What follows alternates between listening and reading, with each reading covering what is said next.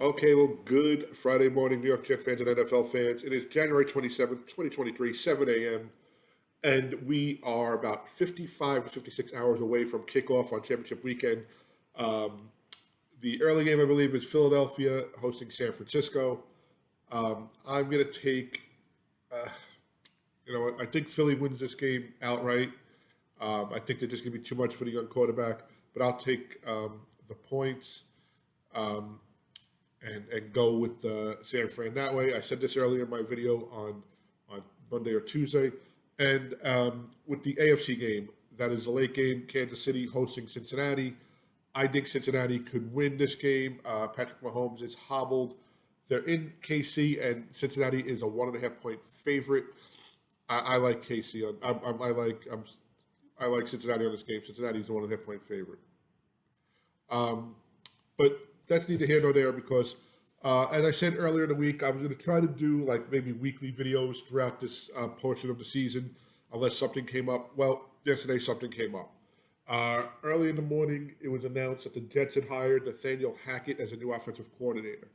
Now, usually, all right, so you hire a coordinator and you move forward with that. It's not really big news. This took over not only the New York radio airwaves and Twitter and whatnot, but this took over basically all of NFL news this week right now. When you're talking about championship weekend, you're talking about the Final Four and who's going to the Super Bowl, and the New York Jets, who are not part of it and haven't been relevant in this discussion in about 4 weeks, take over NFL news. It's big, and the reason why is, of course, what may come with Nathaniel Hackett. Now, before we get into that, let's start off with this. Yes, if you're a Jet fan and you are over the age of 25 or so, and you've been following this team, you remember, I'm going to say maybe probably over the age of 28 or 29, Paul Hackett. Paul Hackett was Herm Edwards' offensive coordinator for the 2001 through the 2004 season. Um, in the 01, 02, and 04 seasons, they made the playoffs. They made the playoffs with Vinny Testaverde in 01.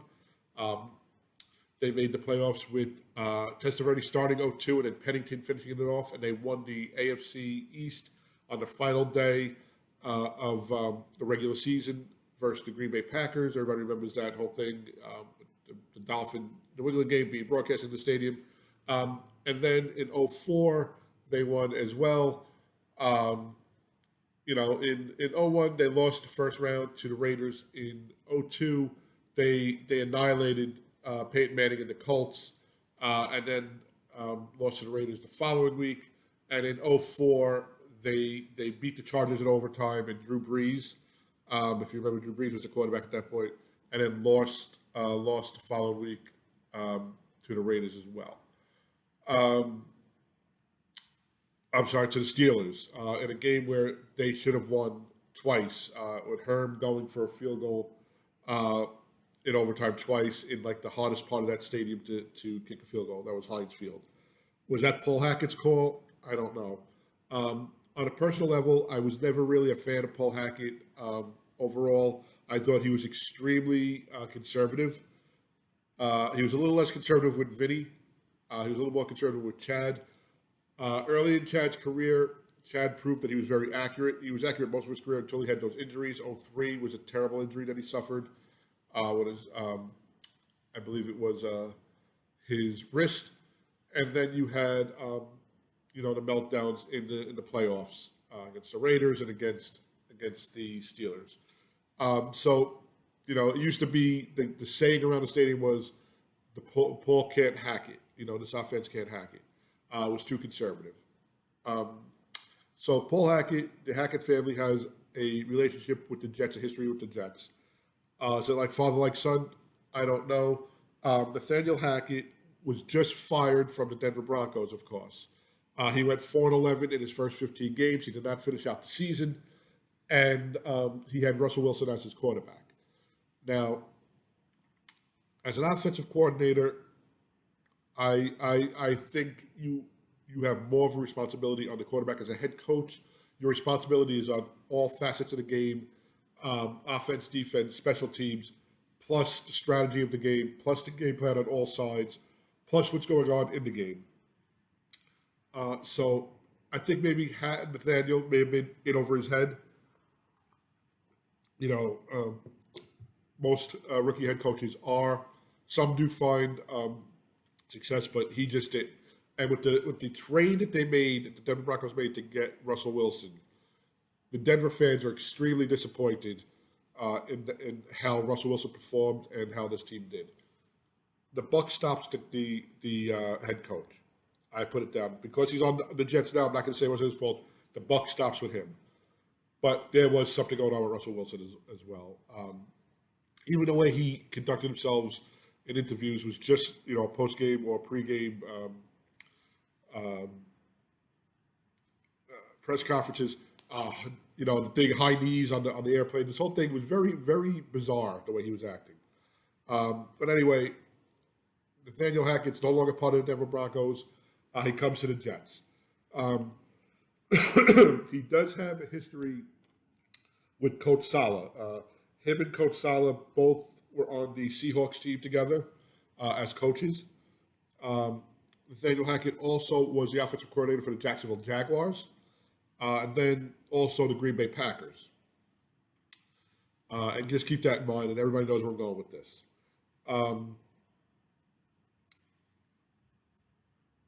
When the Jets were interviewing, they knew they had to fill a role at quarterback. Now, it's no surprise, it's no secret that Woody Johnson is very, very high on Zach Wilson. It could be because it was the second pick overall in the draft. It could be because he thinks the kid has potential. I don't know. What I do know is if Zach Wilson was 5% or 10% improved, anything that I'm sorry, let me try to start that over. If Zach Wilson was 5 or 10% better decision making and handling himself this year, we would be playing in the playoffs. I don't know how deep we would have got, but with a second-year quarterback, second-year coach, and this defense that they put together, that was big this year. The New England game and other games that he just couldn't get things done in, just did not have it, and it didn't get us there. And it might have been a good thing. It might have been a good thing if we would have maybe overachieved and put all our faith in this kid right now, because obviously he's not ready. Going into his third year right now, he's not ready. So when Coach Saleh announced yesterday about Nathaniel Hackett coming over, he did say that they are still looking for a veteran quarterback to come over as well. So if you bring in a veteran quarterback, that means that Mike White and Zach Wilson again will go head to head and try to battle for a position on this team. I don't see all three on this team. I think Mike White, if he is let go, can be picked up just about anywhere. He showed he could play as long as he's healthy, and he could be a number two and maybe step up to a starter if a team needs it. Zach Wilson needs to prove that to me. And I know I keep saying, I'm just trying to get all my thoughts out. So you take Nathaniel Hackett, who was the offensive coordinator for Green Bay, and I read something that said he didn't really call the plays, but he was a coordinator. I don't know what that means. I don't know if it came from the head coach, but when he was the quarterback, he was the offensive coordinator for Green Bay. Aaron Rodgers, okay, so now that's a name we're going to hear in the New York area for probably the next 3 or 4 months, and even more afterwards if he is signed. Aaron Rodgers won his MVP under him. They have a wonderful relationship together, and now the stage is set. The script has been written. Any cliche you want to say that the Jets are in line to go make a trade with the Green Bay Packers to get Aaron Rodgers here. They're looking for 2 number ones. So let's just look at that off the bat. And I gave my opinion on Aaron Rodgers earlier this week, and I gave my opinion during the year. Here's my opinion, and you don't have to agree with it, and I'm not going to be a hypocrite about it. There are a few things about Aaron Rodgers I think may hinder his time if he comes to the New York Jets. How does he handle the media here? Yes, Green Bay is title town USA with football. They are in the spotlight, and I think he has a pretty good relationship with the media. But he does have that snarky, almost Bill Belichickian, you like that word? Way about him when he's speaking to reporters. Whether he's being honest or he's just being sarcastic, you can't tell. That's number one. And New York media is going to be all over him. Again, Brett Favre, second day after he was signed, basically was given the key to the city from Mayor Bloomberg. We cannot have Aaron Rodgers come in and go through all the fanfare without, putting on his cleats before he goes into a minicamp. That's number one. Number two, if they bring in Aaron Rodgers, okay, and right now it's a direction that they're going through, and that's a direction that Jet fans are looking at. I think it's a direction that the organization's looking at. He'll probably have a 2-year window. Okay, his age, his health. I know last year he had a banged up thumb. He did not play that well. The Jets beat the Packers in Green Bay. His banged up thumb and whatnot can play a huge factor. And I don't see more than 2 years. Uh, does he get burnt out from the pressure of New York media? This is the one of the longest droughts, if not the longest drought, of NFL teams not going into the playoffs. It'll be 13 seasons, and it's their last championship was over 54 years ago. That'll be over him like you cannot imagine. How does he handle that pressure? The reason why I asked that is that could be huge on performance of this player. And you could tell early on, I always go back to Rex Ryan. His opening press conference when he was named head coach, he pointed out a few things. First thing they pointed out, and everybody really, they applauded, they didn't even laugh at it, was he said, you look at all the people in this room, you think that, the president was in town. Well, don't worry about that. We'll be meeting the president pretty soon. Alluding to the Super Bowl winning team goes to Washington to meet the president. Jet beat writers and whoever was in that room clapped. They loved that enthusiasm. They loved that. Rex had that moxie. Rex had balls.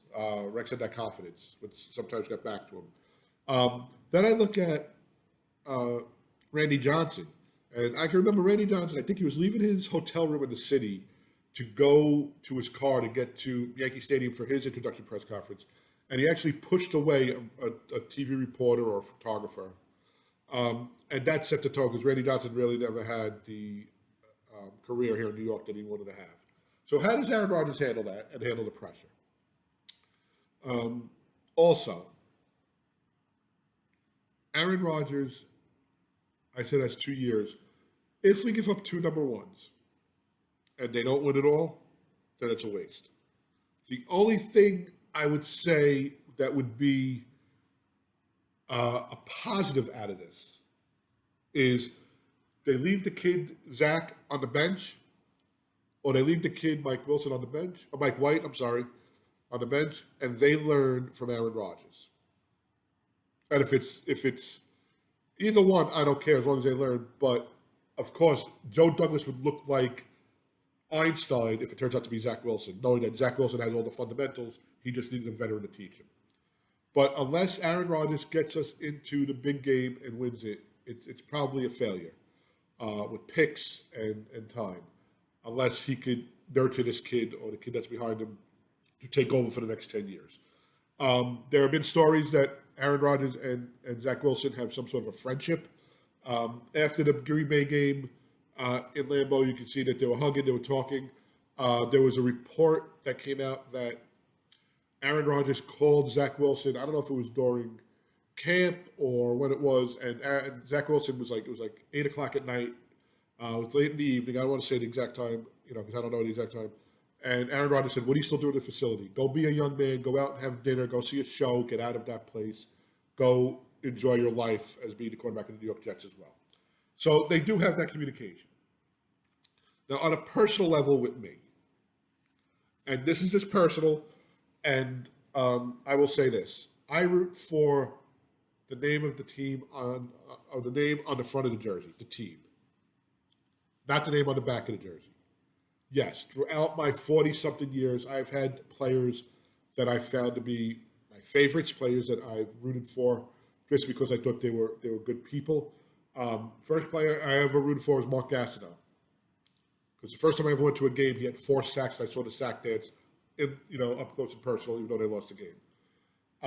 Then it was Jeff Longerman, And don't laugh because it was Jeff Lageman and Dennis Byrd and Scott Marshall, all those defensive players were the rough and tumble. They finally had an attitude since the sack exchange type thing. Lageman had the ponytail. I had a ponytail. Don't laugh. And I just like Jeff Lageman. I remember meeting Jeff Lageman out in the parking lot, and he was just as angry person as he was a player. But I did get to meet Jeff, and he signed my jersey. Then, of course, you have Wayne Corbett, who I don't care who you are. Even Keyshawn Johnson likes Wayne Corbett, and he won't tell me anything otherwise. And then, of course, you have Chad, and you have,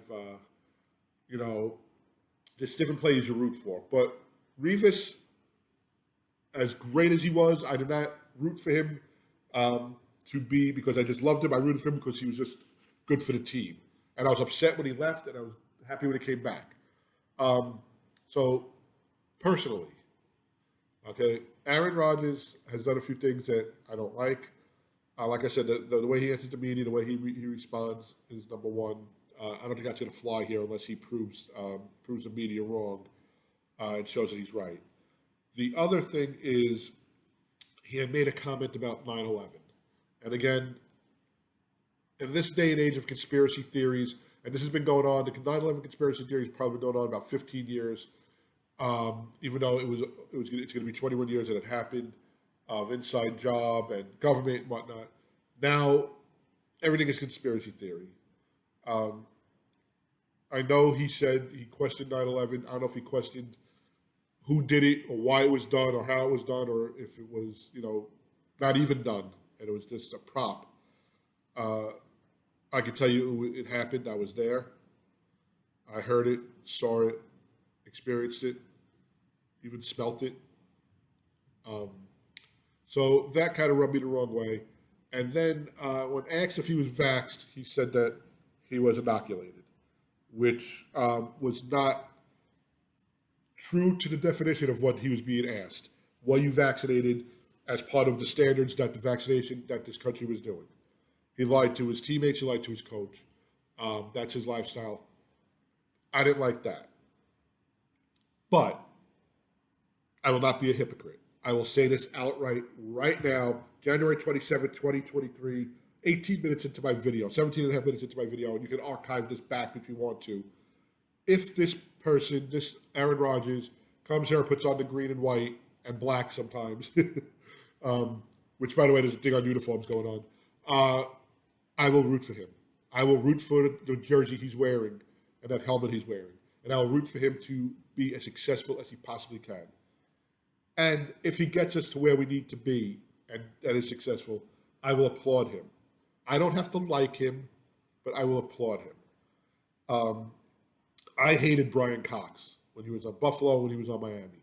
He came to the Jets and he gave that nastiness to the defense, and he was Parcells brought him in. He knew he was going to be a great anchor at middle linebacker. And I met Brian Cox a few times prior to the games, and I rooted for him. Walking into that Jacksonville playoff game, he was in the parking lot. He walked past me, and he looked at me, and he goes, "Time to go to work."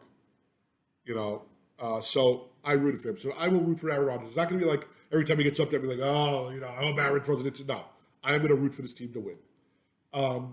Is he my first choice? Well, it's hard to say.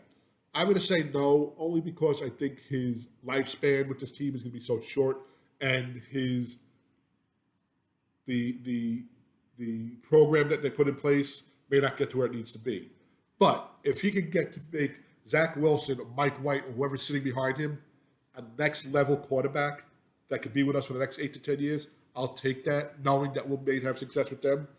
But anything less than winning it all, with Aaron Rodgers as our starter for 2 years, I look at as a failure. And not in a way where, we always win. Not like the Yankees getting swept in the divisional round as a failure, after they won 101 games. No, I look at it as you put everything into this kid or into this man with a young team to take you there. And that's it. It will be a wild ride, I think, if he signs. And this is all if, because now I'm going to go to the next stage. Yesterday, the radio stations were all over this. And Ian Rappaport, I believe it was. I didn't get today, but I think it was Ian Rappaport, went on the radio. And the afternoon crew, and I am a Brandon Tierney guy. First of all, Brandon came from Brooklyn. We know the same people, went to high school at the same time. He played ball with the same people I went to school with. I didn't play ball. Um, he also, I call in. We'll talk music. We'll talk sports. We'll talk. I mean, just anything. So Brandon is a good guy. He's with Tiki, who's a giant, but I'll take Tiki, as a commentator or as a talk show host. And Brandon asked Ian Rappaport, "What do you think?" And his first answer was, "I can't really tell you because the Packers have not said they're willing to trade him."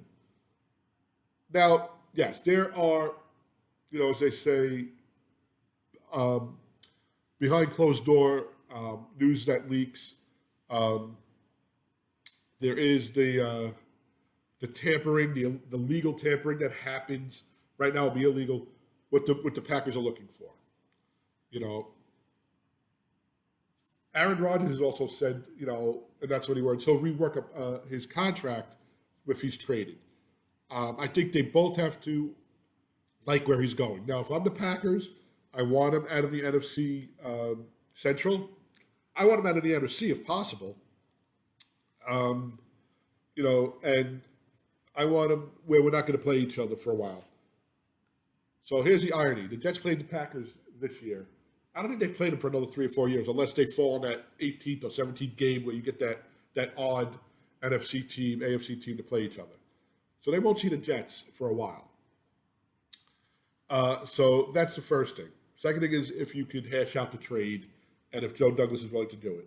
I do not have any doubt that Joe Douglas can pull this trade off and then make draft day trades as well. He's done it in the past. Last year, he turned, 2 picks into 3, and just look what they're doing.